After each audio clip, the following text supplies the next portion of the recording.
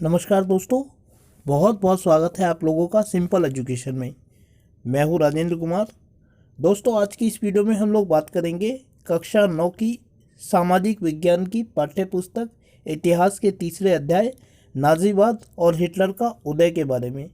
और इस अध्याय के तीसरे खंड नाज़ियों का विश्व दृष्टिकोण के बारे में हम आज की इस वीडियो में बात करेंगे। दोस्तों, ये इस अध्याय की चौथी वीडियो है। इससे पहले वाली 3 वीडियो में हम प्रथम विश्व युद्ध के बाद जर्मनी के हालातों के बारे में अध्ययन कर चुके हैं और इन हालातों ने किस प्रकार जर्मनी में नाज़ीवादी हिटलर को जन्म दिया और हिटलर ने किस तरह अपने व्यक्तित्व के दम पर जर्मनी में नाज़ीवाद को आगे बढ़ाया। इन सब बातों का हम अध्ययन कर चुके हैं। यदि आपने उन वीडियोस को नहीं देखा है दोस्तों, तो आप उन तीनों वीडियोस को देखिएगा। मैं उन तीनों वीडियो का लिंक इस वीडियो के डिस्क्रिप्शन में अपलोड कर दूंगा, ताकि आपको उन वीडियोस को ढूंढने में किसी भी प्रकार की मशक्क़त ना करनी पड़े। साथ ही दोस्तों, आपसे अनुरोध करता हूं कि यदि आप पहली बार मेरी वीडियो को देख रहे हैं तो सबसे पहले आप मेरे चैनल को सब्सक्राइब करें और साथ ही बेल आइकन को प्रेस करें, ताकि मेरी सभी वीडियोज़ का नोटिफिकेशन आपको सबसे पहले मिलता रहे। तो चलिए दोस्तों, बिना वक्त जाया किए हुए हम आरंभ करते हैं आज की इस वीडियो में अपना अध्ययन नाज़ियों के विश्व दृष्टिकोण के बारे में।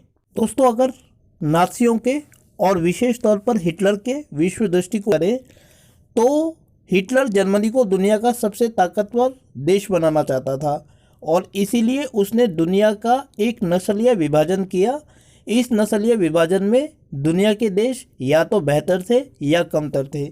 इन प्रमुख देश जो इस क्रमबद्धता में उसने रखा था वो ऐसे लोगों का था जिसे उसने ब्लांड कहा। ब्लांड के आधार पर वो जर्मनी को ऐसे जर्मन आर्यन लोगों का देश बनाना चाहता था जिसमें सारे के सारे लोग ब्लांड हो, अर्थात जर्मन आर्यन हो। और इन लोगों की पहचान उसने ये बताई थी कि उनकी आंखें नीली हो, रंग गोरा हो, बाल सुनहरी हो और कद लंबा हो।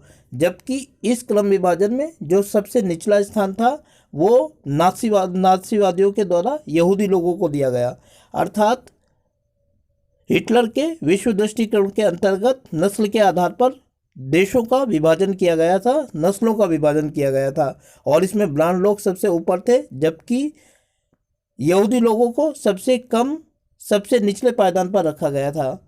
इसके अलावा दोस्तों, नाज़ीवादी लोगों ने चार्ल्स डार्विन और हर्बर्ट स्पेंसर जैसे प्रकृति वैज्ञानिकों के वैज्ञानिक सिद्धांतों का इस्तेमाल भी अपनी दलीलों को, कार्यों को और गतिविधियों को सही ठहराने के लिए किया था। चार्ल्स डार्विन ने पेड़ पौधों और जीव जंतुओं के आधार पर, अपने कार्यों के आधार पर प्राकृतिक चयन जैसे सिद्धांतों का प्रतिपादन किया था और इस सिद्धांत को आगे बढ़ाते हुए हर्बर्ट स्पेंसर ने जीविता के सिद्धांत का प्रतिपादन किया था, जिसे अंग्रेजी में सर्वाइवल ऑफ द फिटेस्ट कहा जाता है। इन सिद्धांतों के अंतर्गत चार्ल्स डार्विन और हर्बर्ट स्पेंसर का मानना था कि प्रकृति में केवल ताकतवर नस्लें ही जीवित बचती हैं, अर्थात जो नस्लें अपने आप को प्रकृति के अनुकूल ढाल लेती हैं वही नस्लें जीवित बच पाती हैं।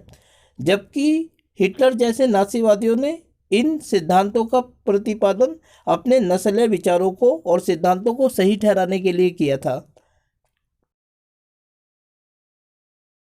दोस्तों, हम जानते हैं कि चार्ल्स डार्विन और हर्बर्ट स्पेंसर जैसे प्राकृतिक विज्ञानियों ने जो प्राकृतिक चयन और सर्वाइवल ऑफ द फिटेस्ट जैसे सिद्धांतों का प्रतिपादन किया था, वो उन्होंने प्रकृति में जीवों के सर्वाइवल के संबंध में दिया था। लेकिन इन सिद्धांतों का उपयोग नाज़ीवादी लोगों ने और ख़ासतौर से हिटलर ने लोगों के विभाजन को और अपने नस्लीय विचारों को पुख्ता बनाने के लिए किया था। इस संबंध में नाज़ीवादियों का स्पष्ट जो कहना था वो इस प्रकार था: जो नस्ल सबसे ताकतवर है वे जिंदा रहेंगी, कमज़ोर नस्लें खत्म हो जाएंगी, आर्य नस्ल सर्वश्रेष्ठ है, उसे अपनी शुद्धता बनाए रखनी है, ताकत हासिल करनी है और दुनिया पर अपना वर्चस्व कायम करना है। तो चार्ल्स डार्विन और हर्बर्ट स्पेंसर जैसे विद्वानों का, प्रकृति वैज्ञानिकों का विचारों का नाज़ीवादी हिटलरों ने इस प्रकार अपने कार्यों को उचित ठहराने के लिए इस्तेमाल किया और इसके आधार पर वे चाहते थे दुनिया पर हुकूमत करना। दोस्तों इसके अलावा हिटलर और नाजीवादियों के विश्व दृष्टिकोण का जो दूसरा पहला पहलू था उसे हम लेबेसराउम या जीवन परिधि के रूप में देख सकते हैं। लेबेसराउम से जो हिटलर था उसका तात्पर्य ये था कि किसी भी देश के पास अधिक से अधिक भूमि पर कब्जा करने का अधिकार होना चाहिए, जहां वो देश जो दूसरे देशों के ऊपर अपना कब्जा करता है दूसरे देशों में अपने नागरिकों को रहने के लिए भेज सके। अर्थात लेबेसराउम से हिटलर का यह तात्पर्य था कि जर्मनी को दुनिया के ज़्यादातर मुल्कों के ऊपर देशों के ऊपर कब्जा करने का अधिकार है और जिन देशों के ऊपर वो कब्जा कर लेगा उन देशों में अपने नागरिकों को रहने के लिए भेज सकेगा। और नासीवादियों को लगता था कि इससे उनके दो उद्देश्य पूरे हो सकते हैं। इससे पहला ये कि अगर जर्मनी दूसरे देशों के ऊपर अपना कब्जा कर लेता है तो इससे उसके क्षेत्रफल में वृद्धि होगी और वहाँ जर्मन नागरिकों को रहने के लिए भेजा जा सकेगा। इससे एक और जहाँ मातृभूमि के क्षेत्रफल में वृद्धि होगी वहीं दूसरी ओर इन लोगों का अपने जन्म स्थान के साथ संबंध भी बरकरार रहेगा। जबकि दूसरी ओर इससे लेबेसराउम से जो हिटलर का तात्पर्य था वो ये था कि इससे जर्मनी के लिए संसाधनों को भी जुटाया जा सकेगा। पिछली वीडियो में हमने देखा था दोस्तों कि जब साख्त जैसे लोगों ने हिटलर को अपनी नीतियों को बस में रखने के लिए कहा तब हिटलर ने साख्त को जो अर्थशास्त्री था जिसको अर्थव्यवस्था को पटरी पर लाने का जिम्मेदारी हिटलर के द्वारा सौंपी गई थी उसको उससे पद से हटा दिया गया था। हिटलर ये मानता था कि अतिरिक्त संसाधन जुटाने के लिए युद्ध ही एकमात्र विकल्प है और युद्ध का वह जो संबंध था वो लेबेसराउम से जुड़ा हुआ था, क्योंकि अगर जर्मनी लेबेसराउम की धारणा के अंतर्गत दूसरे देशों के साथ युद्ध करता है और जर्मनी इस युद्ध में जीत जाता है तो इससे नए देशों के ऊपर उसका अधिकार स्थापित होगा और इन क्षेत्रों में जर्मनी अपने नागरिकों को रहने के लिए भेजेगा और इससे जर्मनी के अपने संसाधनों में भी वृद्धि होगी। दोस्तों ये लेबेसराउम का जो प्रयोग था सबसे पहले पोलैंड में किया गया, अर्थात प्रयोगशाला बना पोलैंड जर्मनी के इन लेबेसराउम संबंधी विचारों का। चलिए दोस्तों आगे बढ़ते हैं और देखते हैं नस्लीय राज्य की स्थापना के बारे में नासीवादियों का विचार। दोस्तों हम जानते हैं कि हिटलर का उद्देश्य जर्मनी को एक ताकतवर देश के रूप में परिवर्तित करना था और इस ताकत के बल पर वो चाहता था कि जर्मनी में केवल वांछित लोग रहें और अवांछित लोगों के लिए जर्मनी में कोई स्थान नहीं था। हिटलर की नज़र में वांछित कौन था, ये एक महत्वपूर्ण सवाल हमारे सामने आता है।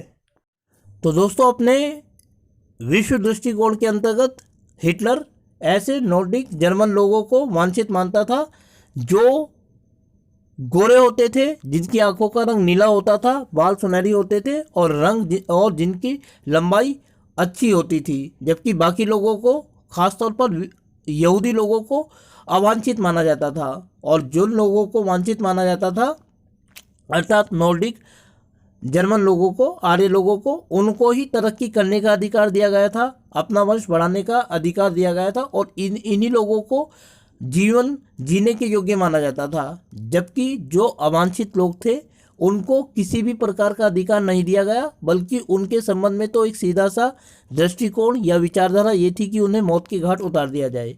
अवांछितों को जिंदा रहने का हक भी नाजीवादी हिटलर के शासन के अंतर्गत जर्मनी में नहीं दिया गया था।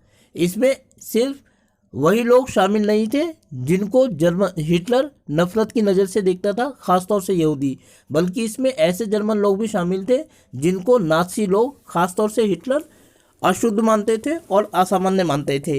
इनके साथ भी नाज़ीवादी जर्मनी में बड़ा ही क्रूर व्यवहार किया गया।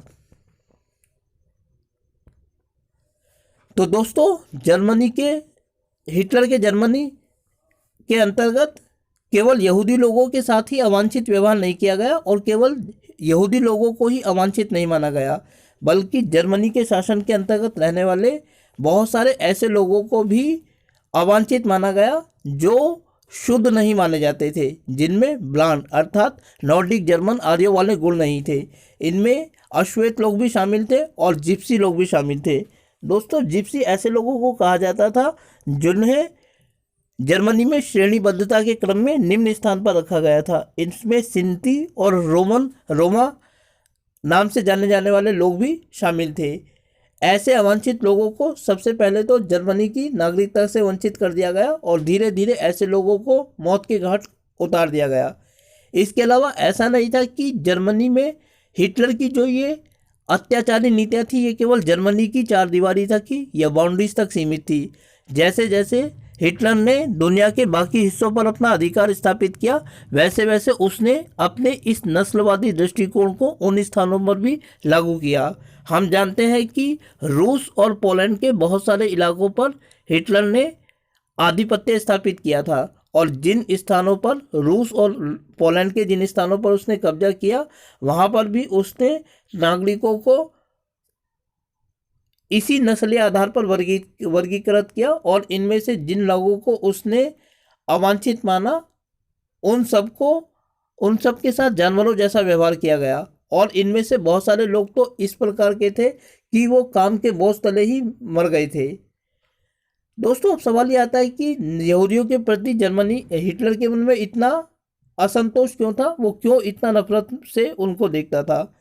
इसका जो सबसे बड़ा कारण था वो ये था कि बाइबल में यहूदी लोगों के प्रति जो पारंपरिक दृष्टिकोण था उसके कारण हिटलर यहूदी लोगों को अवांछित मानता था। यदि हम लोग बाइबल का अध्ययन करें तो हम पाते हैं कि बाइबल में यहूदी लोगों को सूदखोर कहा गया है और ईसा मसीह की मौत के लिए जिम्मेदार भी यहूदी लोग थे, क्योंकि जो उनके 13 शिष्य थे उनमें से उनका जो जूडिथ नाम का शिष्य था उसी ने रोमन लोगों को भड़काया था ईसा मसीह के खिलाफ और इसी कारण उनको सूली पर चढ़ाया गया था। इसके अलावा जो यहूदी लोग थे वो सूदखोर थे, अर्थात पैसे उधार लेने देने का कार्य करते थे और किसी भी प्रकार की काम धंधा करने का अधिकार उनको नहीं दिया गया था। इसीलिए वो पैसा उधार देकर उससे जो ब्याज प्राप्त होता था, इंटरेस्ट प्राप्त होता था, उसके आधार पर अपनी ज़िंदगी चलाते थे। इसके अलावा उनको सामान्य लोगों के साथ रहने का कोई अधिकार नहीं था। वो ऐसी छोटी बस्तियों में रहते थे जिन्हें घेटो कहा जाता था। घेटो नाम की छोटी सी बस्तियों में ही उनको रहने का अधिकार दिया गया था। हालांकि दोस्तों, जब ईसा मसीह ने अपने ईसाई धर्म का प्रचार किया तो उन्होंने धर्मांतरण के माध्यम से इन यहूदी लोगों को ईसाईयत में प्रवेश करने का अधिकार दे दिया था। लेकिन हिटलर इन लोगों को धर्मांतरण को स्वीकार नहीं करता था। उसका ये मानना था कि धर्मांतरण के बाद भी इन लोगों की प्रवृत्ति बदली नहीं है, बल्कि इन लोगों के लिए सिर्फ एक ही रास्ता हिटलर की नज़र में था और वो था इन लोगों का पूर्ण सफाया कर दिया जाना, अर्थात बड़ी संख्या में इन लोगों को मौत के घाट उतार दिया जाना। 1933 से 38 के बीच यहूदियों पर हिटलर ने जुल्म किया, क्योंकि इस दौरान उसने सत्ता हासिल कर ली थी और ये दूसरे विश्व युद्ध से पहले के वर्ष थे। जबकि दूसरे विश्व युद्ध के दौरान यदि हम देखें कि 1939 से लेकर 1945 के बीच उसने पोलैंड में बने हुए गैस चैम्बरों में ले जाकर इन यहूदी लोगों को बड़े पैमाने पर मौत के घाट उतारा। दोस्तों, हम जानते हैं कि हिटलर ने बड़े पैमाने पर लोगों को और ख़ास तौर से अवांछित लोगों को, जिनमें मुख्य स्थान यहूदी लोगों का था, उन्हें मौत के घाट उतारने के लिए गैस चैम्बर्स का निर्माण किया था। और ये गैस चैम्बर जो बनाए गए थे वो मुख्य रूप से पोलैंड में बनाए गए थे। यहाँ लाखों लोगों को ले जाया जाता था और एक साथ उन्हें जहरीली गैस के माध्यम से मौत की सज़ा दे दी जाती थी। एक साथ इन लोगों को मौत के घाट उतार दिया जाता था। दोस्तों, ये यूरोप का मैप है जो आपकी पाठ्य पुस्तक में दिया गया है प्रश्न नंबर 59 पर एनसीईआरटी में। इसमें हम पीले रंग में मध्य भाग में जर्मनी को देख सकते हैं और उसके लेफ्ट हैंड पर साथ में जुड़े हुए ग्रीन रंग से पोलैंड को देख सकते हैं। पोलैंड पहली प्रयोगशाला बना था हिटलर के नाज़ीवादी विचारों को इम्प्लीमेंट करने के लिए। यहीं गैस चैम्बर्स बनाए गए थे जहां यहूदी लोगों को ले जाकर मौत के घाट उतारा जाता था। इसके अलावा उसने बड़े पैमाने पर पोलैंड को जब अपने अधीन कर लिया तो उसने जर्मन लोगों को यहाँ रहने के लिए भेजा। तो लेबेनस्ट्राउम को हम देख सकते हैं यहाँ इम्प्लीमेंट होते हुए।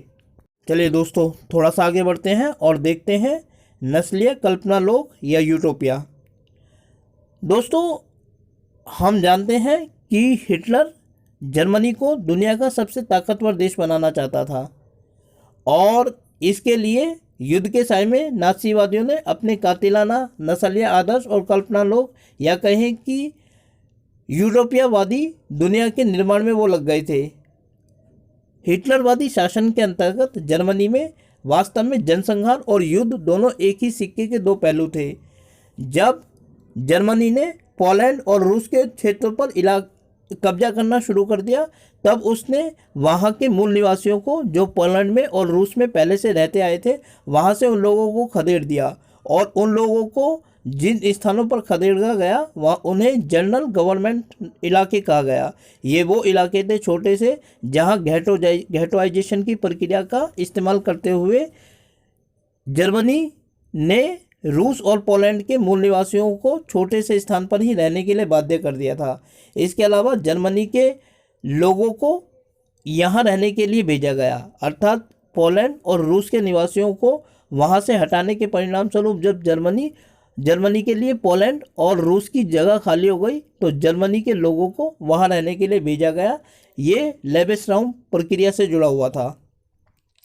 इसके अलावा दोस्तों, जैसे जैसे जर्मनी ने पोलैंड पर और रूस पर अपना अधिकार किया वैसे वैसे पोलैंड के बुद्धिजीवियों को पकड़कर मौत के घाट उतारा गया। ये एक तरह से जर्मनी को दिमागी आधार पर गुलाम बनाने की प्रक्रिया का हिस्सा था। और पोलैंड में जब जर्मनी ने अपना अधिकार स्थापित करना शुरू किया तो वहाँ पर भी उसने अपनी नस्लीय विचारों को परवान चढ़ाया। सबसे पहले ऐसे बच्चों को देखा गया जो जर्मन आर्यन जैसे दिखते थे। यदि कोई बच्चा नीली आंखों वाला, सुनहरी बालों वाला दिखाई देता था तो उनके माँ बाप से उस बच्चे को छीन लिया जाता था और उन्हें नस्ल विशेषज्ञों के पास भेजा जाता था जहाँ उनकी टेस्टिंग की जाती थी। और यदि वह बच्चा जर्मन आर्यन नस्ल का पाया जाता था तो जर्मन परिवारों में उनका पालन पोषण किया जाता था जर्मन आर्यों की तरह। जबकि यदि उनमें आर्यन वाले गुण नहीं पाए जाते थे तो उन्हें मौत के घाट उतार दिया जाता था। इसके अलावा जो पोलैंड में और रूस में जनरल गवर्नमेंट के क्षेत्र बनाए गए थे, वहाँ बहुत सारे गैस चैम्बरों का निर्माण किया गया और यहीं पर ले जाकर यहूदी लोगों को बड़े पैमाने पर मौत के घाट उतारा गया। इस प्रकार हम देखते हैं दोस्तों कि जर्मनी का जो विश्व दृष्टिकोण था उसके अंतर्गत केवल जर्मनी ही शामिल नहीं था। जर्मनी तो वो इलाका था जिसको लेकर ये विचारधारा गढ़ी गई थी और इसको लागू करने का काम जर्मनी के आसपास के इलाकों पर या उन क्षेत्रों में किया गया जिन्हें लेबेनसाउम प्रक्रिया के अंतर्गत हिटलर के द्वारा अपने अधीन किया गया। तो दोस्तों, ये था आज की वीडियो का नाज़ीवादियों का विश्व दृष्टिकोण। इन नोट्स को जो मैंने इस वीडियो के माध्यम से आप लोगों के सामने प्रस्तुत किए हैं, मैं PDF बनाकर इस वीडियो के डिस्क्रिप्शन में अपलोड कर दूंगा और आप उस लिंक पर जाकर इन नोट्स को डाउनलोड कर सकते हैं ताकि आप कभी भी इन नोट्स को पढ़ सकें। दोस्तों, मैं उम्मीद करता हूं कि आपको यह वीडियो अच्छी लगी होगी और साथ ही आपसे अनुरोध करता हूं कि यदि वीडियो अच्छी लगी तो वीडियो को लाइक और चैनल को सब्सक्राइब करना बिल्कुल ना भूलें। इसके अलावा आगे आने वाली वीडियोस को देखने के लिए जुड़े रहें मेरे साथ मेरे इस यूट्यूब चैनल पर जिसका नाम है सिंपल एजुकेशन। वीडियो को देखने के लिए आपका बहुत बहुत धन्यवाद दोस्तों।